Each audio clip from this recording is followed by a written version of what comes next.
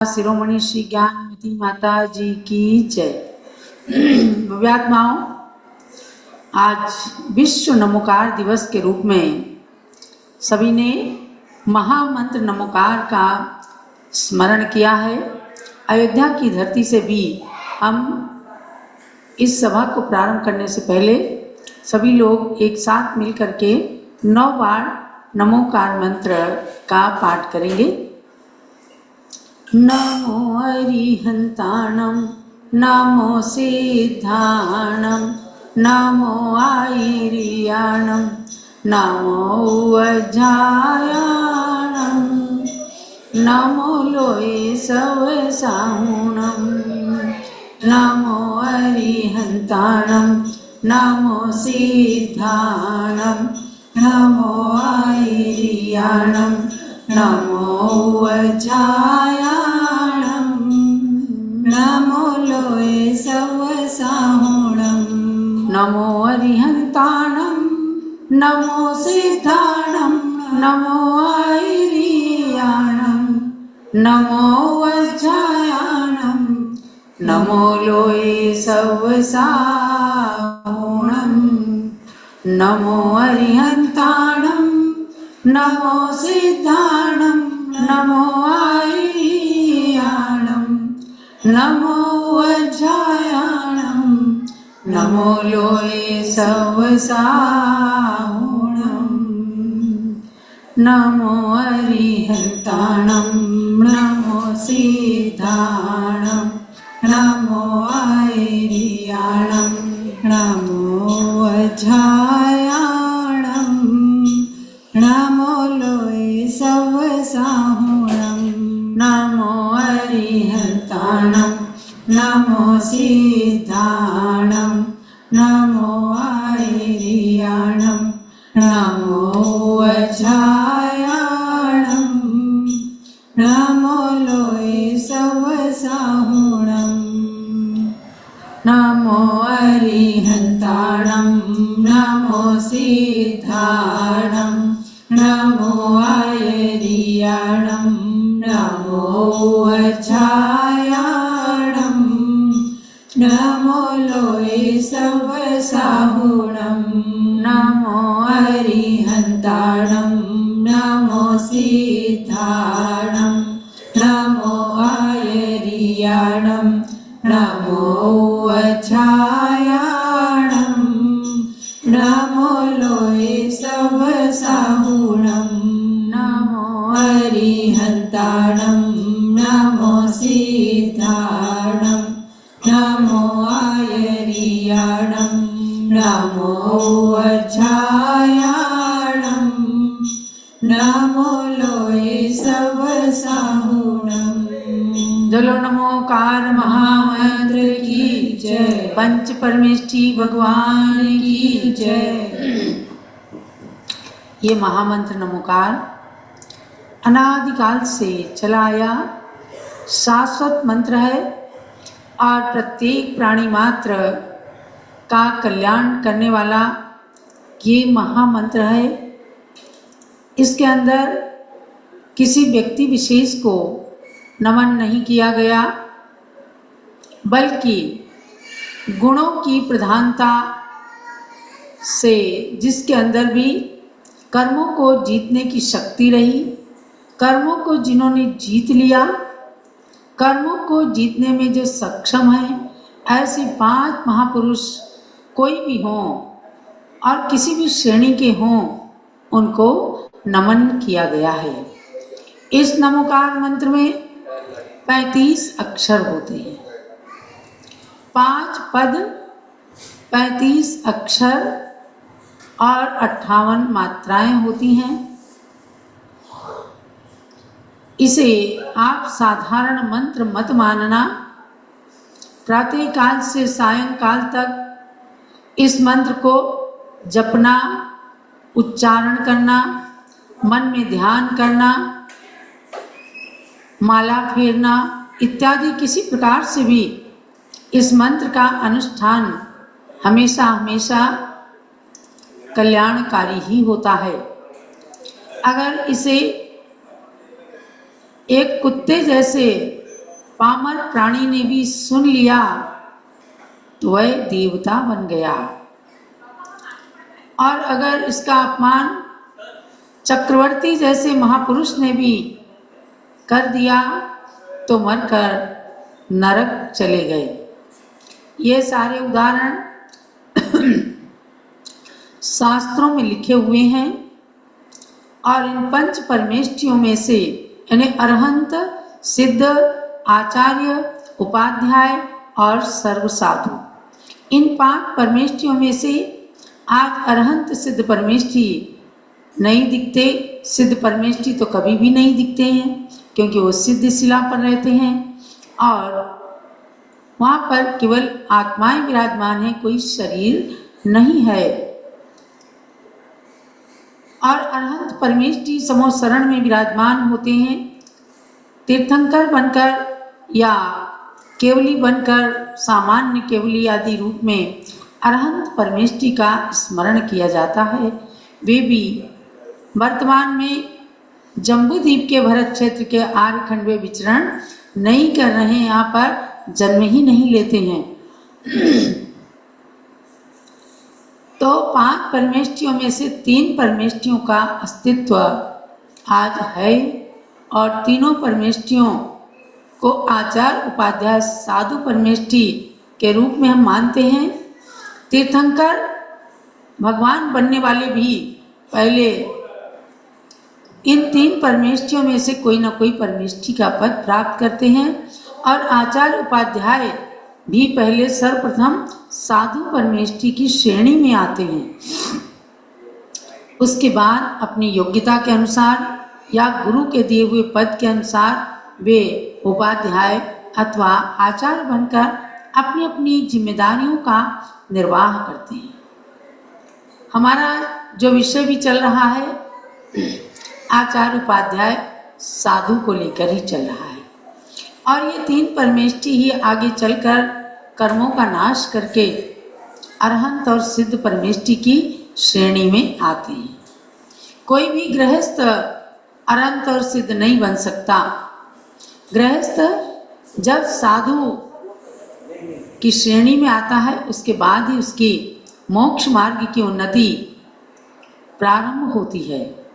तो आचार्य, उपाध्याय और साधु में से सर्वप्रथम भगवान ऋषभदेव ने महामुनि का साधु परमेष्ठी का स्वरूप धारण किया था। युग की आदि में उन्होंने साधु परमेष्ठी का रूप धारण किया, किंतु उन्होंने नमः सिद्धम कह करके स्वयं दीक्षा ली। संसार के अंदर केवल तीर्थंकर भगवान ही ऐसे होते हैं जो कभी किसी को अपना गुरु नहीं बनाते। वे स्वयं दीक्षा लेते हैं, किसी पाठशाला में पढ़ने नहीं जाते, जन्म से ही माता पिता को किसी को नमन नहीं करते। ये नियोग है, अपमान की दृष्टि नहीं, ये उनका नियोग है और ना ही उनका कोई गुरु होता है। जब उन्हें वैराग्य होता है तब नमः सिद्धम कह करके दीक्षा धारण करते हैं और यही किया था भगवान ऋषभदेव ने। ऐसी प्रक्रिया उन्होंने अपनाई कि आज भी कम से कम इन 3 परमेष्ठियों का स्वरूप हमें दिख रहा है। अक्षय तृतीया पर्व महोत्सव के नाम से हमने आप लोगों को इन सब गहराइयों को बताने के लिए संकल्प किया है कि कैसे साधु परमेष्ठी की धार्मिक क्रिया में या उनकी मोक्ष मार्ग में प्रवृत्ति करने में हम सब सहायक बन सकते हैं। रत्नकरण शावकाचार के अंदर आचार्य समंतभद्र स्वामी ने वैयावृत्ति नाम का एक शिक्षा व्रत कहा। तो उस वैयावृत्ति के अंदर चारों दानों को लिया है, यानी वे क्या कहते हैं कि दानम वैयावृत्यम धर्माय तपोधनाय गुण निधये अनपेक्षितोपचारो पक्रियमग्रहाय विभवेन। वे कहते हैं कि तप रूपी धन से युक्त तथा सम्यक दर्शन आदि गुणों के भंडार अग्रहाय माने ग्रह के त्यागी जो होते हैं,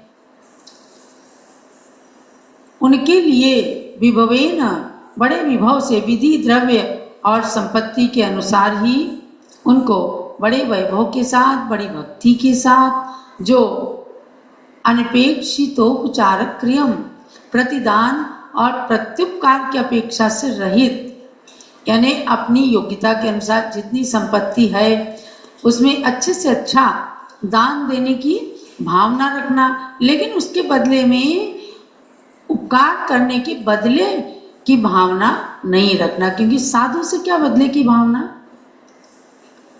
जैसे कोई व्यक्ति बादल है तो बादल पानी बरसाता है, उसके बदले में किसी से प्रत्युपकार की अपेक्षा नहीं रखता कि मैं धरती को जल दे रहा हूँ, किसानों को जल दे रहा हूँ, मेरी कारण आज धरती पर खेती हरी भरी है, तो मुझे कोई प्रत्युपकार कर दे, उसका बदला चुका दे, ऐसे भाव से नहीं करता, बल्कि वो हरदम जल दे करके संसार का उपकार करता है। इसी प्रकार से महापुरुषों का जीवन भी होता है कि वे उपकार करते हैं। तो इसके अंदर समंतभद्र स्वामी कहते हैं कि प्रत्युपकार की अपेक्षा से रहित होकर के धर्म के निमित्त से जो दान दिया जाता है वह वैयावृत्ति कहलाता है। एक तो वैयावृत्ति क्या है? हाथ पैर दबाना, मालिश करना, गुरु के साथ में विहार करना। लेकिन यहाँ पर समंतभद्राचार्य ने वैयावृत्ति को दान कह दिया, या दान को भी वैयावृत्ति कह दिया। और वह दान भी 4 प्रकार का, आहार दान, औषधि दान, ज्ञान दान और अभय दान, इस प्रकार से बताया। अब आहार दान में जहाँ तक बात है, क्योंकि अक्षय तृतीया पर आहार दान का पर्व है, और आहार दान की जहाँ तक बात आती है तो उसमें पात्र, सुपात्र, अपात्र और कुपात्र 3 तरह के पात्र लिए हैं। चरणान योग के ग्रंथों में सुपात्र, अपात्र और कुपात्र लिए हैं। तो चतुर्विध संघ को आहार देना ये सुपात्र है। मिथ्या दृष्टि लोगों को आहार देना अपात्र में दान देना है, और जो व्यसनी जीव हैं उनको दान देना ये कुपात्र है। क्या होगा? ऐसे सुपात्र, अपात्र और कुपात्र 3 प्रकार के जो पात्र हैं, उन तीनों के दान देने की अलग अलग फल है। सबसे ज़्यादा फलीभूत होता है सुपात्र में दान देने से। चलो कभी किसी को अपात्र को भी दे दिया, करुणा दान दे दिया, किसी को रक्तदान कर दिया। ये हमारे यहाँ शास्त्रों में, जैन शास्त्रों में रक्तदान या नेत्रदान या शरीर दान जो मरने आदि के बाद में करते हैं, इनको दान में नहीं लिया है। ये करुणा दान हो सकते हैं, इनको कहीं से कहीं तक भी सच्चे दान के अंदर नहीं लिया गया, या परिस्थितिवश लोगों ने ब्लड बैंक आदि बना दिए हैं। लेकिन जहाँ शास्त्र के अनुसार पुण्य के वर्धन के लिए दान की बात है, वहाँ सुपात्र में ही दान देने की बात कही है, और वही फलीभूत होता है। अब एक नीति वाक्यामृत ग्रंथ है, उसके अंदर सोमदेव सूरी ने 3 प्रकार के पात्र कहे हैं: धर्म पात्र, कार्य पात्र और काम पात्र। ध्यान देना, धर्म पात्र, कार्य पात्र और कर्म पात्र। यानी कहा उन्होंने पात्रम च त्रिविधम, धर्म पात्रम, कार्य पात्रम, काम पात्रम चेति। धर्म पात्र कौन है? जिनकी शिक्षा, दीक्षा और सदाचार से हमारा जीवन धार्मिक बने, नैतिक उत्थान करे, चरित्र का निर्माण करे, वह कहलाते हैं धर्म पात्र। और कार्य पात्र जो हमारा कार्य कर दें, स्वामी, गुरु या माता पिता के अनुकूल चलने वाले लोग धर्म पात्र, ये भी धर्म है। ये समझना कि कुछ लोग क्या है, केवल मंदिर में दान देना या धर्म की जगह में जाके दान देना, उसी को दान समझ लेते हैं, घर के प्रति कोई कर्तव्य निर्वाह नहीं करते। अरे माता पिता के प्रति, सास ससुर के प्रति अपनी कर्तव्य का निर्वाह करना, ये बहुत बड़ा धर्म है, क्योंकि कर्तव्य से जुड़ा हुआ ये। अगर किसी ने घर के अंदर पहले अपने परिवार के प्रति कर्तव्य नहीं निर्वाह किया तो वो असली में वास्तव में धर्मात्मा नहीं कहला सकते हैं। तो इस प्रकार से आपको बताया गया धर्म पात्र, और फिर कार्य पात्र भी एक तरह से धर्म का ही एक अंग हो गया, क्योंकि वहाँ कर्तव्य का पालन होता है। और काम पात्र क्या है? इंद्रिय जन्य सुख का अनुभव कराने वाले मानवों का मन जिसके स्पर्श से सुख मिलता है, ऐसी स्त्री या स्त्री के लिए पुरुष ये काम पात्र हैं, क्योंकि इससे भी इहलोक और परलोक सुधरता है, यानी वंश परंपरा की वृद्धि होती है और उनसे ही धर्म का वंश भी आगे चलता है। इसीलिए देखो, अपने 24 तीर्थंकरों में से 19 तीर्थंकरों ने विवाह किया, 5 तीर्थंकर बाल ब्रह्मचारी रहे, लेकिन 19 तीर्थंकरों ने विवाह किया।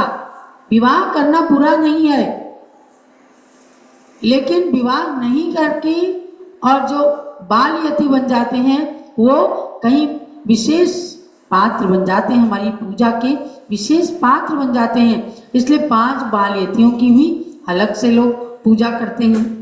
तो आपको ये हमने 3 प्रकार के पात्र बताए, धर्म पात्र, कार्य पात्र और काम पात्र। आगे भी ये कहा गया है कि एक कीर्ति पात्र भी है। एवं कीर्ति पात्र अपीति चेत, अर्थात जिसको दान देने से दाता की कीर्ति फैले वह कीर्ति पात्र है। राजा श्रेयांश की कितनी कीर्ति फैल गई? उन्होंने ऋषभदेव भगवान को आहार दिया तो उनकी कीर्ति दिग्दिगंत व्यापी बन गई। आज करोड़ों साल के बाद भी जब जब अक्षय तृतीया पर्व आता है या जब जब भगवान ऋषभदेव के प्रथम आहार का स्मरण किया जाता है, तब तब राजा श्रेयांश का स्मरण होता है। जो गृहस्थ भी सत्पात्र में दान देने के लिए जैसे मुनि संघों के संगपति बन जाते हैं, यात्रा कराते हैं, सम्मेद शिखर की, अयोध्या की या कहीं की भी यात्रा कराते हैं, तो उन संतों के साथ उन श्रावकों का नाम भी जुड़ जाता है, उनकी कीर्ति बढ़ जाती है। आचार्य शांति सागर महाराज का संघ चलाया सेठ पूनमचंद घासीलाल जी ने मुंबई की, आज भी उनका खूब नाम है और उन्होंने अणुव्रत धारण किया, उनकी संपत्ति बढ़ गई। किस प्रकार से उन्होंने संपत्ति बढ़ने के बाद भी बेईमानी नहीं करी और साधु संघ को सम्मेद शिखर की यात्रा कराई।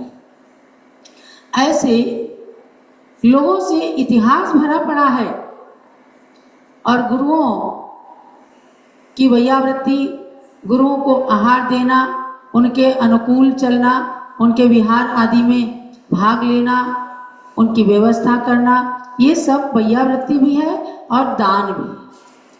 इसलिए एक श्लोक भी कहा गया, उच्चैर गोत्रम प्रणतेर भोगो दानात् उपासनात् पूजा भक्ते सुंदर रूपम स्तवनात् कीर्तिषु तपो निधिषु। गुरुओं की बड़ी भारी महिमा है। जिस संप्रदाय ने भगवान को भी नहीं माना उसने गुरु को जरूर माना, क्योंकि यहाँ गुरु की प्रधानता इसलिए है कि गुरु ही हमें धर्म बताने वाले हैं, गुरु ही हमें मोक्ष मार्ग का रास्ता बताने वाले हैं और गुरु ही हमारे जीवन की दिशा और दशा को परिवर्तित करने वाले हैं। क्योंकि गुरुओं की बात कभी नीम जैसी कड़वी तो लगती है, परंतु जैसे नीम जा करके एकदम शरीर को स्वस्थ बना देती है, ऐसे उसका फल भी, गुरु की बात का फल भी हमेशा अच्छा होता है।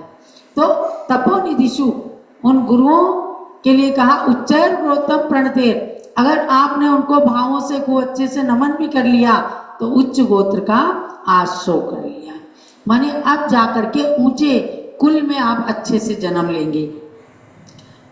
भोगो दानात, और उन्हें दान देंगे तो अपने को भी भोग की सामग्री मिलेगी, अच्छा खाना मिलेगा, अच्छा शरीर मिलेगा, अच्छा स्वास्थ्य मिलेगा। उपासनात, पूजा, और इनकी उपासना करेंगे, पूजा करेंगे तो अपनी भी पूजा हो जाएगी, अर्थात अपन भी पूज्य बन जाएंगे।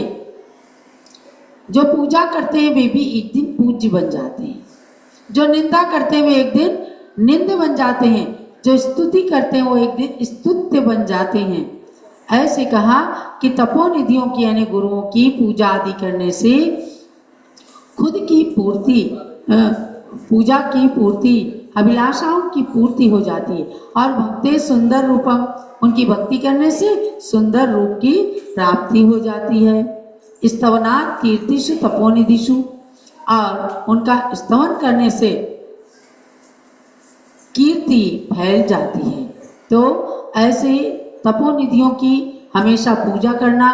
और भगवान ऋषभदेव जिन्होंने हमें श्रमणचर्या, आहारचर्या का ज्ञान कराया, स्वयं 1 साल 39 दिन तक उपवास करके हमें श्रमणचर्या का ज्ञान कराया, वह आज परम उपकारी हैं अपने।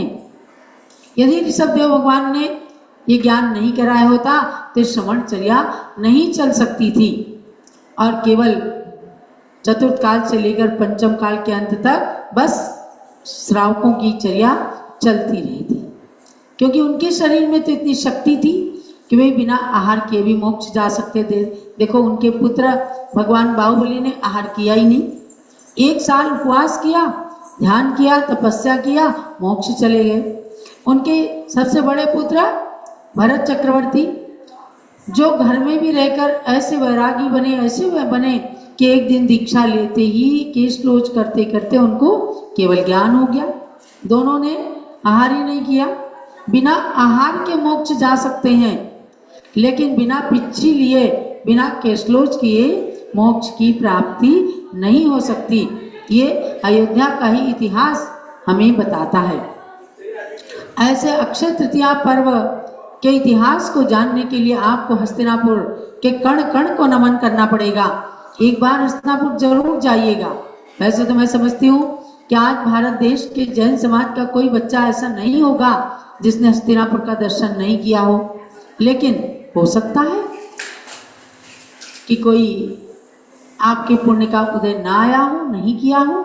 जाना जरूर और देखना जम्बूद्वीप के अंदर जाकर कि कमल मंदिर के निकट एक सुंदर महल बना हुआ है, राजा श्रेयांश का महल, और वहाँ पर सुंदर सी रसोई घर का आकार बना है जहाँ भगवान ऋषभदेव आहार ले रहे हैं, ऐसी मुद्रा कर पात्र की, और राजा श्रेयांश उनको आहार दे रहे, हाथ में इक्षु रस का घड़ा लेकर के, कलश लेकर के उससे ऋषभदेव भगवान को आहार दे रहे हैं। ये प्रक्रिया 19 अप्रैल को वहाँ पर भी साकार होगी। बहुत सारे लोग जाकर के शुद्ध वस्त्र पहन करके भगवान को आहार देंगे, और अयोध्या में भी प्रतिवर्ष की तरह से यहाँ पर भी भगवान ऋषभदेव के आहार की प्रक्रिया चलेगी।